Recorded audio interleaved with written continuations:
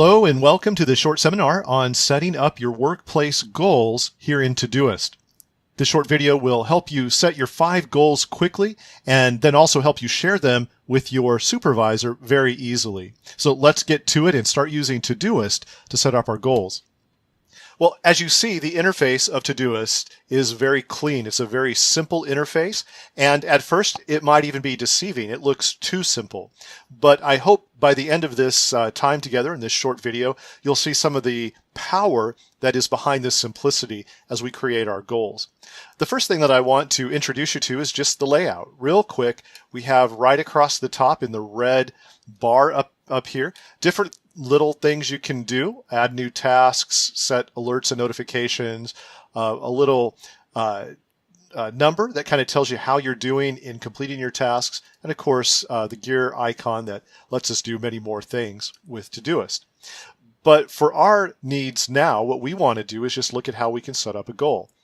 I can walk you through at a different time what an inbox is and team inbox, things like that up here.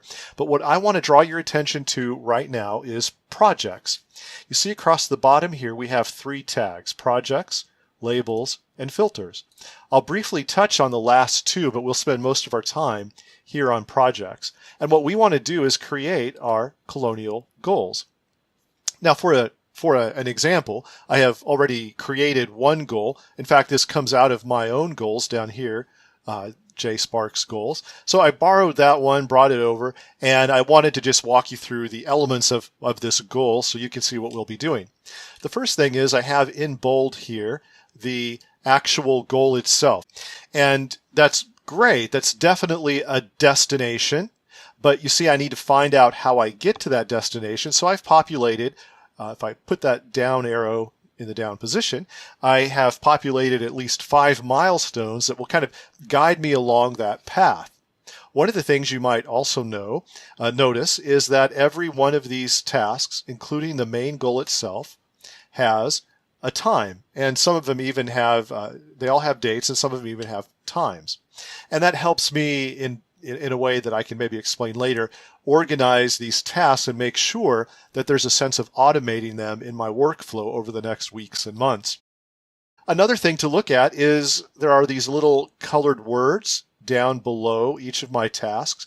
Those, in fact, are labels, and I'll show you how to put labels with your tasks. And then you see these circles can be colored.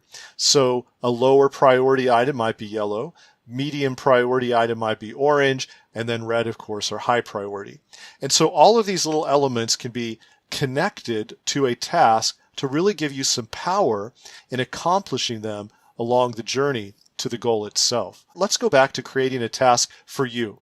Now, I don't have any idea what type of task you might be looking at that you'd like to turn into a goal. What is your goal? Let's say in your particular department, we come here and add task. We'll start by adding our goal as a task first. And let's say your goal by the end of your review period next year, you'd like to, let's say, double the retention of visitors at church. That's a pretty hefty goal. And so obviously you're going to want to create some steps to create that. But right now I've just created a task, and I know that because there's a circle here. It's a little check mark. If I clicked it, it would say that it was done. So double retention of visitors. Okay, so we've created that task again. There it is. But I don't want it to be a task. I want this to become a goal. So what I'm going to do is put my cursor right there in front of the D, the first letter, and I'm going to type in an asterisk, and I'm going to type in 2 exclamation parts in front of the phrase there, that task there, and then 2 behind it. And what that does is it makes it read now as a bold goal. So if I hit save, you'll see the circle drops away, and now I have my goal. Well, let's say, though, I need to set up some milestones to achieve that goal.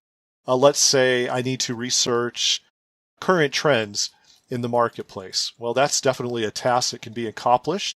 We need to maybe interview recent attendees.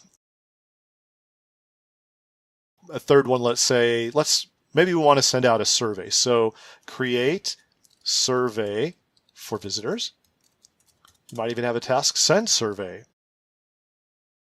So you see how it can go here. You load it up, you load tasks up, as many as you need to help move your idea toward its eventual end, that goal. So all of these little tasks are nice, and yet they're not actually below the goal. So what I'm going to come over here, there's a little pull bar, and I'm going to just scoot that task, each of them, over one notch, and that's going to put them underneath the parent file, which is now our main goal. So if I hit that arrow, there's our goal, and hit it again, you can see the subtasks or the milestones that will lead us to our goal. In fact, that's what a goal is. It's a destination. And in the summertime, we might take a vacation and we plot out our journey to our eventual goal, eventual destination. And we do that without thinking much because we know we have to plan our airfare, our trip in a car, where to stay, how we're going to get there, and even our return. So it's very much like that with goals that we want to submit to our supervisor. It's great to have a path on how we plan to get to that goal. So that's it. That is honestly as easy as it is to set a goal. But there's a couple other things we still need to do. If you notice, this goal down here has no time. So what we want to do is click back into that goal and just click over here on schedule. I can do it like this. I can pick a date out, move the calendar forward, maybe even some preset functions. But what I like to do is just simply come over here and type in, let's say I want this goal to be completed by November 1st. I can just abbreviate that. Todoist is very smart. It'll let you type almost anything for a date, and it will put it in there for you automatically.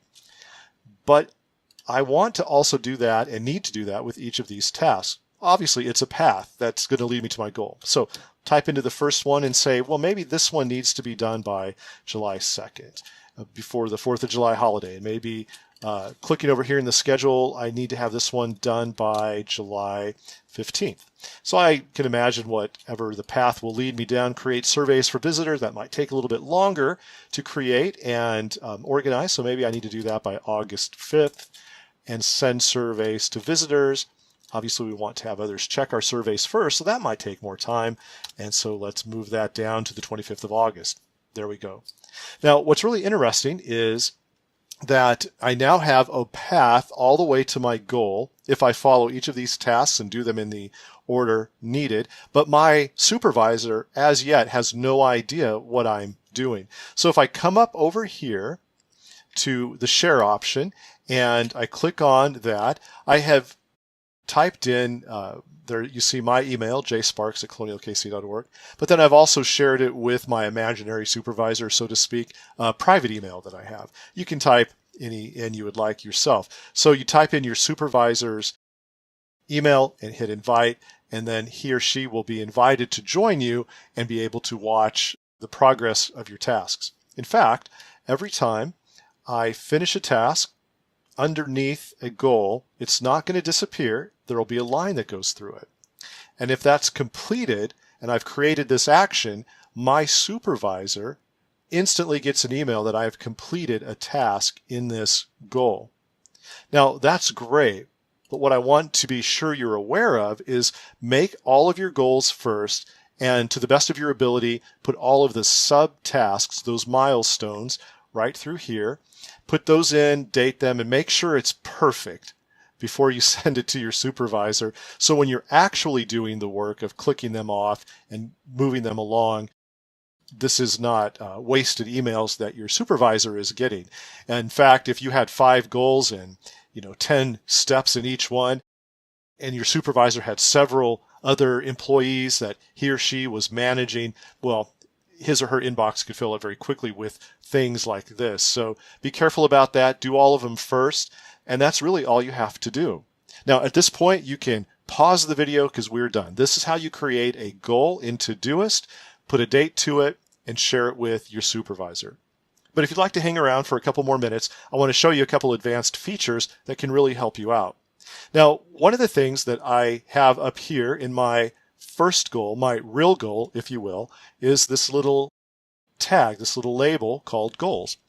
Obviously, in using Todoist for absolutely everything, a task might come up, and if I don't know that it's a goal, it may either be nonsensical to me when I look at it, or it can become lost, or I might even get it done and not actually know that I'm finishing a goal. So I'm going to tag this, and to do this with a label, I'm going to click right back into the task or to the goal itself, and I'm going to come over here to my labels. Now, I've taken some time over the months of using Todoist. I have a set of labels I use.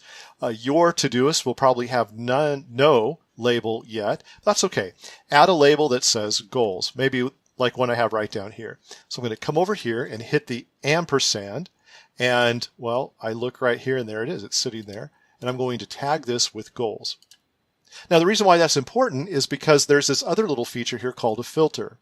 Now, I have lots of filters, and the filters analyze like a computer might do, like a little robot. It analyzes all of the tasks and all of their labels and dates, and given some parameters that I set, it will spit back to me project tasks or goals that I might need to pay attention to.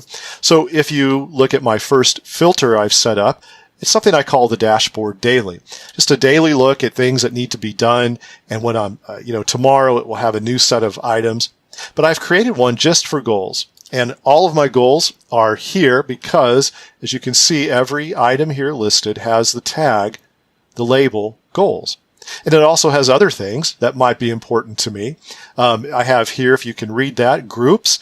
And when I work with my groups team and we work together, this is a goal, but it's also something that needs to be discussed with a group. So I might have a groups filter, and it would pull up everything for groups. So by taking a project and creating a goal and using labels, you can create filters to help you see and gather all of your tasks together, and in this case, the tasks that relate to your goals. So those are a couple extra little features I thought I would talk about here that might make your journey to your goals even easier, and you'll see that if you do use Todoist, it becomes like an employee or, if you will, a helper in getting all of your work done. So I really encourage you to use it if you don't already have a powerful work management app like Todoist. Thank you so much for taking some time to look at this video. I hope it's helpful. And please note, you can always email me or call me, and I'd be happy to stop by your office and help you with anything specific you might need with Todoist.